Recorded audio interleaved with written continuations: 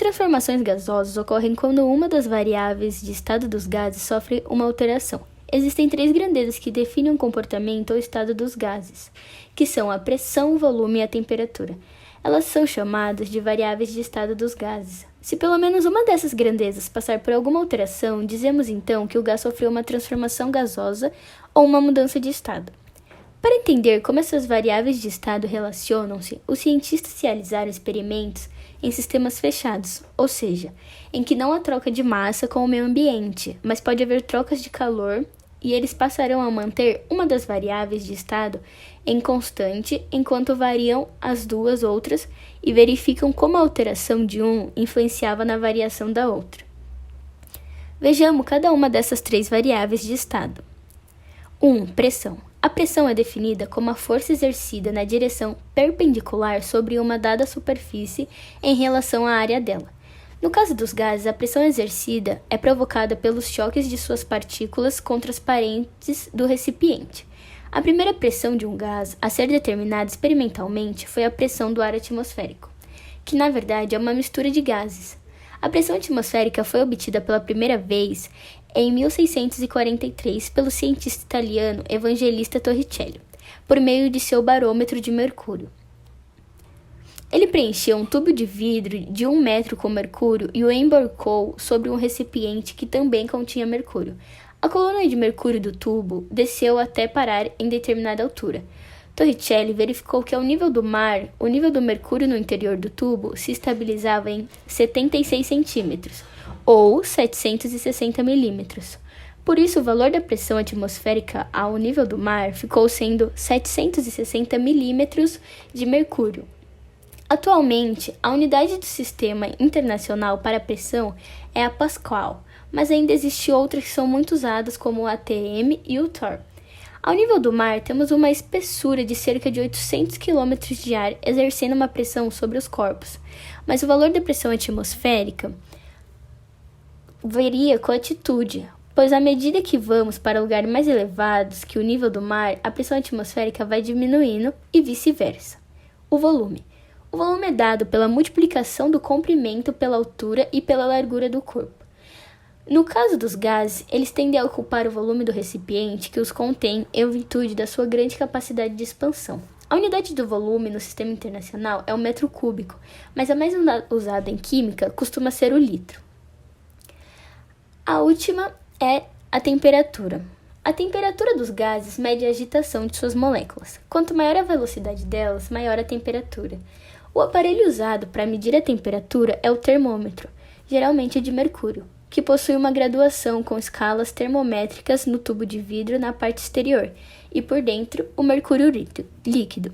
Quando a temperatura aumenta, esse líquido se dilata e indica a medida da temperatura.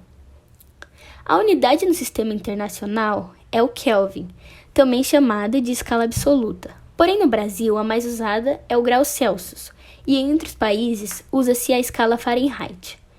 0 graus Celsius equivale a 273 kelvins, e 373 kelvins correspondem a 100 graus Celsius.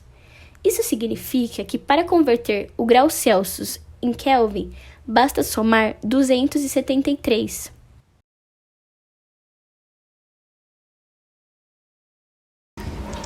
A transformação isobárica é uma transformação termodinâmica em que a pressão é mantida constante em um sistema fechado. Esse sistema permite a troca de energia entre os sistemas de sua vizinhança, mas não material. A palavra isobárico vem do grego. Iso significa igual e baros significa pressão, ou seja, pressão igual e não variável. Um bom exemplo de transformação isobárica é quando colocamos um balão na boca da garrafa PET e quando colocamos essa garrafa em um recipiente com água quente, a bexiga irá se expandir. Agora, se colocarmos em um recipiente com água gelada, a bexiga encolherá, como podemos ver na imagem. Nesse experimento, a pressão permanece constante, mas quando aumentamos a temperatura, o volume de gás misturado na garrafa também aumenta, ou seja, ele se expande e faz o balão encher. Quando abaixamos a temperatura, a situação é justamente oposta, ou seja, a mistura de gases encolhe e seu volume ocupado diminui.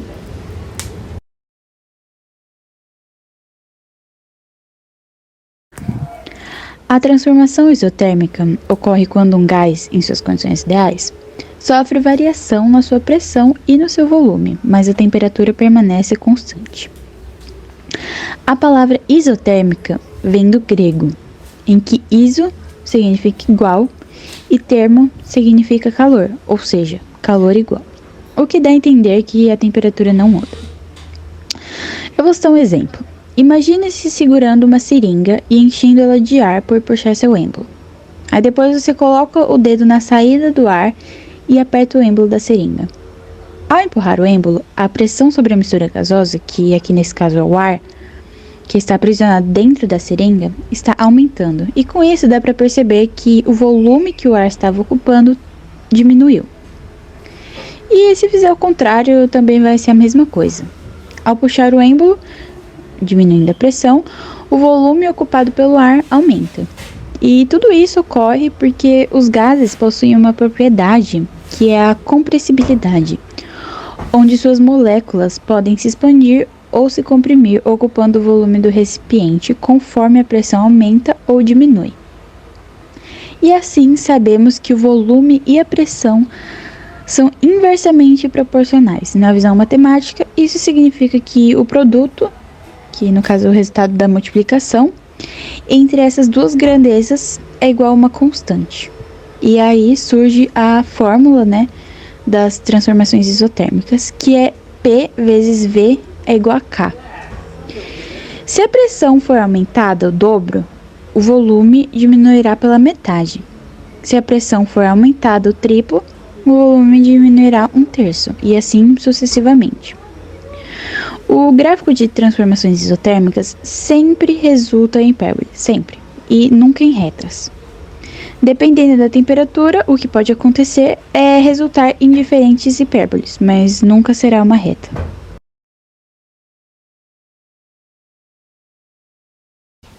A transformação isovolumétrica acontece quando a massa de um gás sofre variação na pressão e temperatura, ficando com volume constante. Exemplo, uma lata de spray tem em seu rótulo que não deve incinerá-la, porque se a gente aumentar a temperatura até queimar os resíduos de gases que ainda restaram, vão causar um grande aumento na pressão e irá explodir. Isso é um exemplo de transformação isovolumétrica, porque o volume dentro da lata estava constante, mas aumentou a temperatura.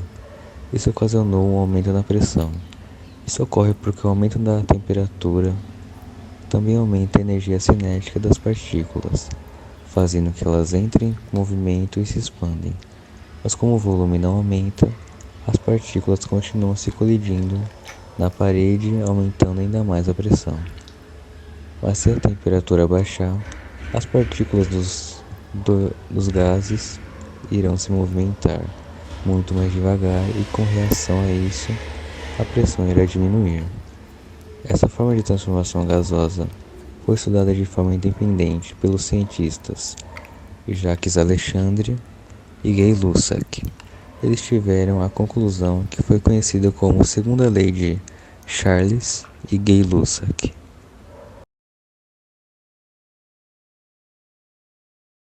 Interpretação dos gráficos com transformações gasosas.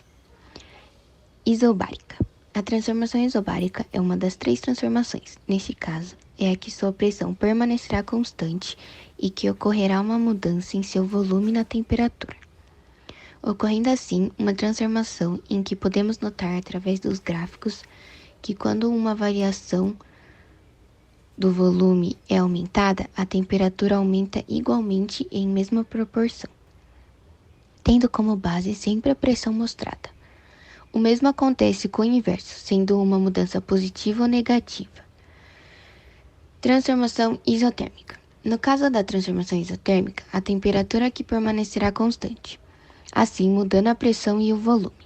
Neste caso, suas mudanças ocorrem de maneiras diferentes. Quanto mais a pressão aumenta, o volume reduz. concluindo que, de maneira inversa, a pressão diminui e o volume aumenta, sempre baseando também na sua temperatura fornecida. Isovolumétrica. A isovolumétrica é uma transformação em que o volume se torna constante, tendo obviamente a variação da pressão e da temperatura, que será uma mudança semelhante à isobárica.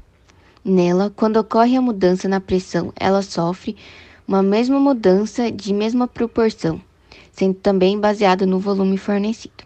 Tudo isso pode ser notado com a observação das linhas nos gráficos e sempre em uma horizontal e outra em vertical.